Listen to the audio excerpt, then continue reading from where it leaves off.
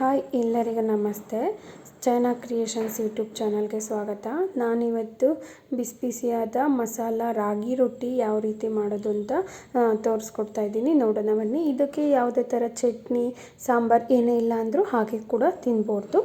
So ಇದಕ್ಕೆ ನಾನಿಲ್ಲಿ ಏನೇನು ತೊಗೊಂಡಿದ್ದೀನಿ ಅಂತ ಹೇಳ್ತೀನಿ, ನೋಡೋಣ ಬನ್ನಿ. ಇಲ್ಲಿ 2 ಈರುಳ್ಳಿ, 1 ಟೊಮೊಟೊ, ಸ್ವಲ್ಪ ಕೊತ್ತಂಬರಿ ಸೊಪ್ಪು ಮತ್ತು ಸ್ವಲ್ಪ ಜೀರಿಗೆ ಮತ್ತು 1 ಬೌಲಷ್ಟು ರಾಗಿ ಹಿಟ್ಟು. ನೀವು ಏನು ಕ್ವಾಂಟಿಟಿ ಮಾಡ್ತೀರೋ ಅದಕ್ಕೆ ತಕ್ಕನಾಗೆ ತೊಗೋಬೇಕಾಗತ್ತೆ ಈರುಳ್ಳಿ ಎಲ್ಲನ.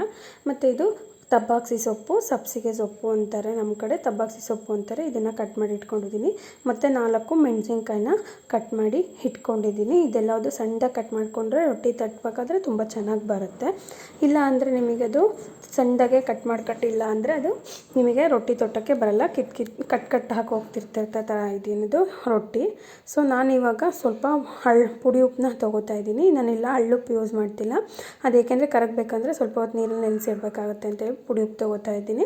ಮತ್ತು ಇಲ್ಲಿ ಈರುಳ್ಳಿ ಕಟ್ ಮಾಡಿ ಇಟ್ಕೊಂಡಿದ್ನಲ್ಲ, ಈ 2 ಈರುಳ್ಳಿ ಹಾಕ್ತಾಯಿದ್ದೀನಿ. ಮತ್ತು 1 ಟೊಮೊಟೊ, ಕೊತ್ತಂಬರಿ ಸೊಪ್ಪು ಕಟ್ ಮಾಡಿ ಇಟ್ಕೊಂಡಿದ್ದೀನಲ್ಲ ಅದನ್ನು, ಸ್ವಲ್ಪ ಜೀರಿಗೆ ಮತ್ತು 4 ಮೆಣಸಿನ್ಕಾಯಿ ಕಟ್ ಮಾಡಿ ಇಟ್ಕೊಂಡಿದ್ನಲ್ಲ ಆ 4 ಮೆಣಸಿನ್ಕಾಯಿನ ಹಾಕ್ತಾಯಿದ್ದೀನಿ. ಮತ್ತು ತಬ್ಬಾಕ್ಸಿ ಸೊಪ್ಪನ್ನ ಕಟ್ ಮಾಡಿ ಇಟ್ಕೊಂಡಿದ್ನಲ್ಲ ಇದನ್ನು ಹಾಕೋತಾ ಇದ್ದೀನಿ. ನೀವು ನಾನಿಲ್ಲಿ ಸ್ವಲ್ಪ ತಬ್ಬಾಕ್ಸಿ ಸೊಪ್ಪನ್ನ ಜಾಸ್ತಿನೇ ಯೂಸ್ ಮಾಡ್ತಾಯಿದ್ದೀನಿ, ತುಂಬ ಚೆನ್ನಾಗಿರುತ್ತೆ ರೊಟ್ಟಿ ತಿನ್ನೋದಕ್ಕೆ ಅಂತ ಹೇಳ್ಬಿಟ್ಟು. ಸೊ ನೋಡಿ, ಎಲ್ಲದನ್ನು ಒಂದೇ ಪಾತ್ರೆಯಲ್ಲಿ ಹಾಕ್ಕೊಂಡು ಸ್ವಲ್ಪ ಚೆನ್ನಾಗಿ ಕಲಿಸ್ಬೇಕಾಗುತ್ತೆ. ಯಾಕೆಂದರೆ ಇದಕ್ಕೆ ಉಪ್ಪು ಖಾರ ಎಲ್ಲ ಹಿಡಿಬೇಕಲ್ಲ. ಇದಕ್ಕೆ ಬೇಕಂದರೆ ನೀವು ಸ್ವಲ್ಪ ಧನಿಯಾ ಪುಡಿ ಯೂಸ್ ಮಾಡ್ಕೋಬೋದು, ತುಂಬ ಚೆನ್ನಾಗಿರುತ್ತೆ, ಮಸಾಲೆ ರೊಟ್ಟಿ ಆಗಿರುತ್ತೆ ಅದು. ಸೊ ನಾನಿಲ್ಲಿ ಇವಾಗ ಎಲ್ಲ ಆ್ಯಡ್ ಮಾಡಿದ್ನಲ್ಲ ಅದನ್ನು ಸ್ವಲ್ಪ ಕೈಯಲ್ಲೇ ಚೆನ್ನಾಗಿ ಕಲಿಸ್ಕೊತಾ ಇದ್ದೀನಿ. ಕಲಿಸ್ಕೊಂಡು ಆದಮೇಲೆ ಅದಕ್ಕೆ ನಾನು ರಾಗಿ ಹಿಟ್ಟು ತೊಗೊಂಡಿದ್ನಲ್ಲ, ಸೊ ನಾನಿಲ್ಲಿ 6ರಿಂದ 8 ರಾಗಿ ರೊಟ್ಟಿ ಮಾಡ್ತಾಯಿದ್ದೀನಿ. ಅದಕ್ಕೆ 1 ಬೌಲಷ್ಟು ತೊಗೊಂಡಿದ್ದೀನಿ ರಾಗಿ ಹಿಟ್ಟನ್ನ.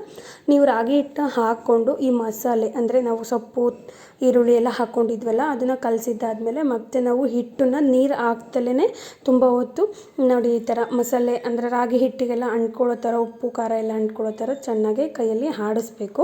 ಸೊ ಇದು ನೀರು ಹಾಕೊಂಡ್ರೆ ಏನಾಗುತ್ತೆ ಅಂದರೆ ಉಪ್ಪು ಮತ್ತು ಖಾರ ಎಲ್ಲ ಕಡೆನೂ ಆಗಲ್ಲ, ಒಂದೊಂದ್ಸಲಿ ಹಾಗೆ ಉಳ್ಕೊಂಡ್ಬಿಡುತ್ತೆ ಒಂದೇ ಕಡೆಗೆ. ಸೊ ನೋಡಿ, ಇಲ್ಲಿ ನಾನು ಸ್ವಲ್ಪ ನೀರು ಆ್ಯಡ್ ಮಾಡ್ಕೊಂಡು ಈ ಥರ ಕಲಸಿ ಇಟ್ಕೊಂಡಿದ್ದೆ. ಇನ್ನೊಂದು ಸ್ವಲ್ಪ ನೀರು ಆ್ಯಡ್ ಮಾಡ್ಕೊ. ಇದು ಒಂದೇ ಸಲ ನೀರು ಹಾಕ್ಕೊಂಡ್ರೆ ತೆಳ್ಳಗೆ ಆಗೋಗ್ಬಿಡುತ್ತೆ ರಾಗಿ ಹಿಟ್ಟಿಂದು, ಏಕೆಂದರೆ ಅದು ಸ್ವಲ್ಪ ನೀರು ಕಮ್ಮಿ ಹಿಡಿಯೋದ್ರಿಂದ ರಾಗಿ ಹಿಟ್ಟು ಅಕ್ಕಿ ಹಿಟ್ಟು ಥರ ಬರಲ್ಲ ಇದು. ಸ್ವಲ್ಪನೇ ಹಾಕ್ಕೊಂಡು ನೀವು ಹಿಟ್ಟನ್ನ ಕಲಿಸ್ಕೋಬೇಕಾಗುತ್ತೆ. ನೀವು ಒಂದೇ ಸಲ ಹಾಕೋಗ್ಬಿಟ್ರೆ ಇದು ತೆಳ್ಳಗೆ ಆಗೋದ್ರೆ ಮತ್ತೆ ಹಿಟ್ಟು ಜಾಸ್ತಿ ಹಾಕೋಬೇಕಾಗುತ್ತೆ, ಮತ್ತು ಅದು ರೊಟ್ಟಿಗಳು ಜಾಸ್ತಿ ಆಗೋಗ್ಬಿಡ್ತವೆ. ನೋಡಿ, ಸ್ವಲ್ಪ ನೀರು ಹಾಕ್ಕೊಂಡು ಮತ್ತೆ ಕಲಸಿಟ್ಕೊಂಡ್ರೆ ನೋಡಿ ಎಷ್ಟು ನೀಟಾಗಿ ಬಂದಿದೆ ಅಂತ.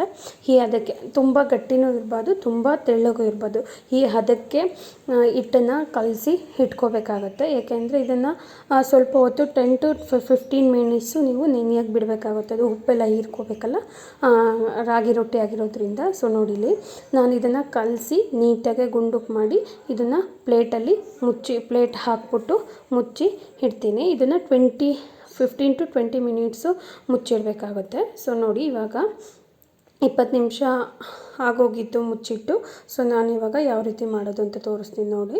ಸ್ವಲ್ಪ ಗ್ಯಾಸ್ ಹಚ್ಬಿಟ್ಟು ಅದ್ರ ಮೇಲೆ ನೀವು ಯಾವುದೋ ತವ ಅಥವಾ ರೊಟ್ಟಿ ಹೆಂಚು ಏನು ಯೂಸ್ ಮಾಡ್ತೀರೋ ಅದನ್ನು ಬಿಸಿಗೆ ಇಟ್ಕೊಂಡ್ಬಿಟ್ಟು, ನಾನಿಲ್ಲಿ ಸ್ವಲ್ಪ ಎಣ್ಣೆ ತೊಗೊಂಡಿದ್ದೀನಿ. ಮತ್ತು ನಾವು ಒಬ್ಬಟ್ಟು ಮಾಡ್ತೀವಲ್ಲ ಅದು ಪೇಪರ್ ತೊಗೊಂಡಿದ್ದೀನಿ. ನೋಡಿರಿ, ಮುಚ್ಚಿಟ್ಟಿದ್ವಲ್ಲ ಎಷ್ಟು ನೀಟಾಗಿ ಆಗಿದೆ, ನೆಂದಿದೆ ಅಂತ. ಏನಕ್ಕೆ ನೆನೆಸಿಡಬೇಕು ಅಂದರೆ ಅದು ರೊಟ್ಟಿ ತೊಟ್ಟಬೇಕಾದ್ರೆ ನೀಟಾಗೆ ಬರುತ್ತೆ. ನೀವು ಅವಾಗೇನು ಹಂಗೆ ಕಲಿಸ್ಬಿಟ್ಟು ಇಮಿಡಿಯೇಟನ್ನು ತೊಟ್ಬೋದು, ಬಟ್ ನೆನೆಸಿಟ್ರೆ ತುಂಬ ಹೊತ್ತು ಚೆನ್ನಾಗಿರುತ್ತೆ ಅಂತ ಹೇಳ್ಬಿಟ್ಟು ನಾನಿಲ್ಲಿ ನೆನೆಸಿಟ್ಕೋತೀನಿ ಯಾವಾಗೂ.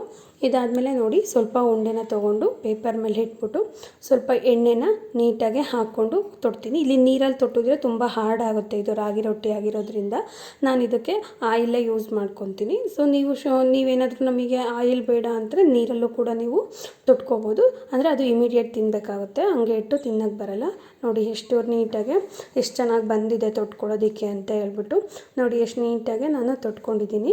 ನಾನು ಇದನ್ನು ಇವಾಗ ತವಾನ ಕಾಯಕ್ಕೆ ಇಟ್ಟಿದ್ನಲ್ಲ, ಅದು ತವ ಬಿಸಿ ಆಗಿದೆ. ಇವಾಗ ಬಿಸಿ ಇದಕ್ಕೆ ನಾನಿವಾಗ ತೊಟ್ಟಿಟ್ಕೊಂಡಿದ್ನಲ್ಲ ಪೇಪರ್ನ ಹಾಕ್ತೀನಿ. ಈ ಪೇಪರ್ನ ಹಾಕ್ಬಿಟ್ಟು ಇಮಿಡಿಯೇಟ್ ತೆಗೆದ್ರೆ ಅದು ಕಟ್ ಆಗಿಬಿಡುತ್ತೆ. 2 ನಿಮಿಷ ಬಿಟ್ಬಿಡಿ, 1-2 ಸೆಕೆಂಡ್ ಬಿಟ್ಟರೆ ಅದು ಸ್ವಲ್ಪ ಬಿಸಿಗೆ ಹಂಚಿಗೆ ಅಂಟ್ಕೊಂಡಿರುತ್ತೆ ರೊಟ್ಟಿ. ಆವಾಗ ನಾವು ಪೇಪರ್ನ ತೆಗಿಬೋದು. ನೋಡಿ, ನಾನು ಇವಾಗ ಪೇಪರ್ ತೆಗಿತೀನಿ ಎಷ್ಟು ನೀಟಾಗಿ ಬರುತ್ತೆ ಅಂತ. ನಾನಿಲ್ಲಿ ಸ್ವಲ್ಪ ಮೇಲ್ಗಡೆ ಆಯಿಲ್ನ ಹಾಕ್ಬಿಟ್ಟು ನೀಟಾಗಿ ಸ್ಪ್ರೆಡ್ ಮಾಡಿಬಿಟ್ಟು ರೊಟ್ಟಿಗೆಲ್ಲನ ನೋಡಿ ಎಷ್ಟು ನೀಟಾಗಿ, ಅಂದರೆ ಅದು ತಿನ್ನೋಕ್ಕೆ ಚೆನ್ನಾಗಿರುತ್ತೆ ಅಂತ ಹೇಳ್ಬಿಟ್ಟು ಮತ್ತು ನಾನು ಒಂದು ತಟ್ಟೆನ ಮೇಲ್ಗಡೆ ಮುಚ್ಚಿ 10 ನಿಮಿಷ ಬೇಯಿಸ್ತೀನಿ. ಇದು 10 ನಿಮಿಷ ಬೆಂದರೆ ತುಂಬ ಚೆನ್ನಾಗಿರುತ್ತೆ. ಇದು ರಾಗಿ ರೊಟ್ಟಿನ ತುಂಬ ಹೊತ್ತು ಬೇಯಿಸ್ಬಿಟ್ರೆ ಗಟ್ಟಿ ಬಂದ್ಬಿಡುತ್ತೆ. ಸೊ ನೋಡಿ ಇವಾಗ ಎಷ್ಟು ನೀಟಾಗಿ ಆಗಿದೆ ಅಂತ ಹೇಳ್ಬಿಟ್ಟು ತೋರಿಸ್ತೀನಿ. ನೋಡಿ ಎಷ್ಟು ನೀಟಾಗಿ ಉಬ್ಬಿದೆ ಅಲ್ವಾ, ಈ ಥರ ಆಗಿದೆ ನೋಡಿ. ಮೇಲ್ಗಡೆ ಎಲ್ಲೂ ನಿಮಗೆ ಹಸಿ ಥರ ಎಲ್ಲ ಕಾಣ್ತಾ ಇಲ್ಲ ನೋಡಿ. ಇವಾಗ 2 ಕಡೆ ನೀವು ಒಂದು 5 ನಿಮಿಷ ಮತ್ತು ತಿರ್ವಾಕೊಂಡ್ರೆ ಸಾಕು. ರಾಗಿ ರೊಟ್ಟಿ ಆಗಿರೋದ್ರಿಂದ ಬೇಗ ಬೆಂದ್ಬಿಡುತ್ತೆ. ನೀವು ತುಂಬ ಹೊತ್ತು ಬೇಯಿಸಿದ್ರೆ ಅದು ಗಟ್ಟಿಯಾಗಿ ಹೋಗ್ಬಿಡುತ್ತೆ. ನೋಡಿ ಎಷ್ಟು ನೀಟಾಗಿದೆ ಅಂತ. ಸೊ ನೀವು ಒಂದು ಸಲ ಮನೇಲಿ ಇದನ್ನು ಮಾಡಿ ನೋಡಿ. ಮತ್ತು ನಾನು ಮಾಡಿರೋದು ನಿಮಗೆ ಇಷ್ಟ ಆದರೆ ಲೈಕ್ ಮಾಡಿ, ಶೇರ್ ಮಾಡಿ, ಕಮೆಂಟ್ ಮಾಡಿ. ಪ್ಲೀಸ್ ಸಬ್ಸ್ಕ್ರೈಬ್ ಮಾಡ್ಕೊಳ್ಳಿ.